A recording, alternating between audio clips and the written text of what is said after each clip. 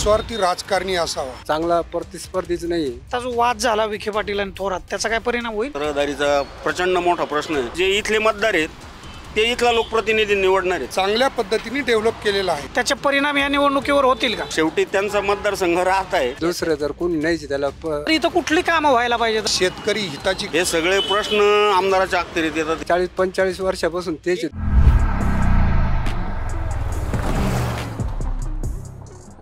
Post graduate degree कोर्सच्या माध्यमातून परिपूर्ण राजकीय नेतृत्व घडवणारं आणि प्राध्यापक राहुल कराड यांच्या संकल्पनेतून साकारलेलं भारतातील पहिलं institute MIT school of government.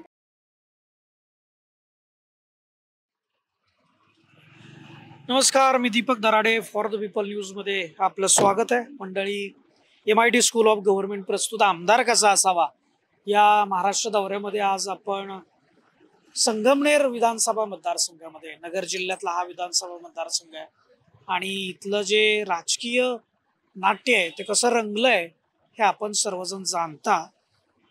Thorat आणि विखे पाटील याच्यामधला हा संघर्ष या विधानसभा निवडणुकीवेळी अतिशय शिगेला पोचला आणि त्यामुळे इथली लढत सुद्धा महाराष्ट्रामध्ये रंगतदार होईल अशी एक अपेक्षा सगळ्यांना आहे। खरं तर एकतर्फी लढती होतात इथल्या, परंतु विखे पाटील आणि थोरात यांच्यातले जो राजकीय विरोध आहे तो आपल्याला लोकसभा निवडणुकीवेळी दिसला आणि त्याची प्रत्यंत विधानसभा निवडणुकीत आहे।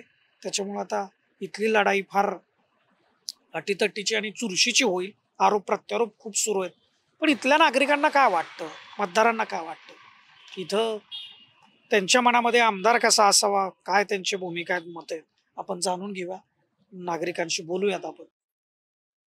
आमदार कसा असला पाहिजे, काय वाटतं? काय आता आमचा आमदार तर चांगलाच आहे, काय झालं? तुमचा आमदार चांगला आहे, तुम्हाला काय वाटतं दादा, आमदार कसा असला पाहिजे? बाळासाहेब थोरात चांगला आहे, त्यालाच मतदान करायचं। काय इथले विकासाचे मुद्दे काय आहेत? विकास म्हणजे आज 40-45 वर्षापासून तेच, दुसरं जर कोणी नाही त्याला चांगला प्रतिस्पर्धीच नाही, त्याच्यामुळं बरं आहे तोच, काय अडचणी। आता जो वाद झाला विखे पाटील आणि थोरात, त्याचा काय परिणाम होईल? नाही, त्याचा काहीच परिणाम नाही। काय वाटतं, आमदार कसा? आमदार जो आहे संगमनेरातला लोकप्रतिनिधी हा सगळ्यात महत्त्वाचे, जे शहरातले प्रश्न आहे सगळ्यात महत्त्वाचे हे सुटले पाहिजे। शहरात रहदारीचा प्रचंड मोठा प्रश्न आहे। जो पुणा नाशिक हायवे गावातनं जातो तर प्रचंड रहदारी आहे, रोडला ट्रॅफिक जाम असतो बऱ्याच वेळा, रस्ते म्हणजे रुंदीकरण व्हायची गरज आहे।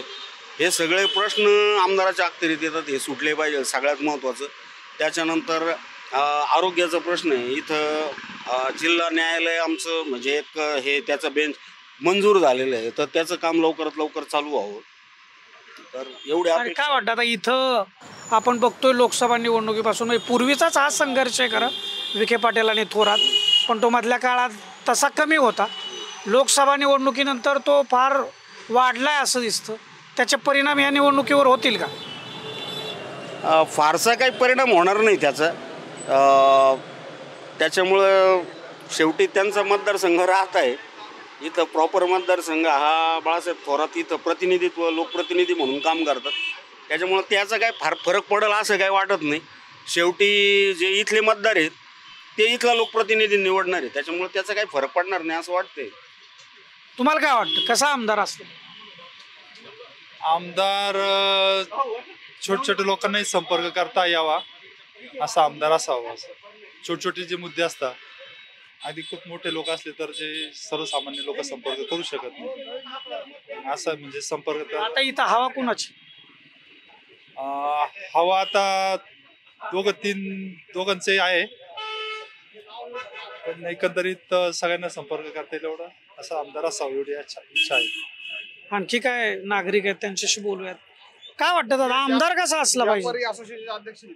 सरजी, आमदार असा असावा का आमचे बाळासाहेब थोरात हे जे आहे निस्वार्थी राजकारणी असावा। आज त्यांनी आमच्या संगमनेर तालुक्याचा विकास जो करताना कोणत्याही राजकीय पक्ष विचारात घेऊन काम केलेलं नाहीये, त्याच्यामुळं आम्ही लोकल जी लोक आहोत, आमचं जे मत आहे, आमदार ह्यो लोकांचं हित जपणारा असावा आणि त्यांनी आमचं हित जोपासलेलं आहे आणि तालुका चांगल्या पद्धतीने डेव्हलप केलेला आहे।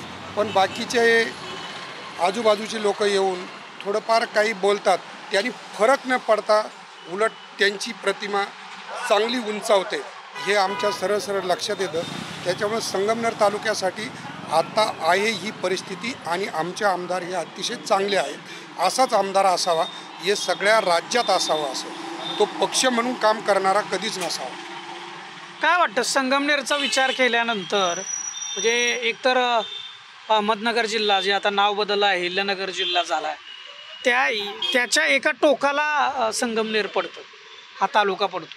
तसा कृषीप्रधान आहे, शिक्षणाचे बऱ्यापैकी सुविधा असलेल्या आहे. परंतु अजून पुढच्या टप्प्यावर जर जायचं असेल तर इथं कुठली कामं व्हायला पाहिजेत असं वाटतं तुम्हाला?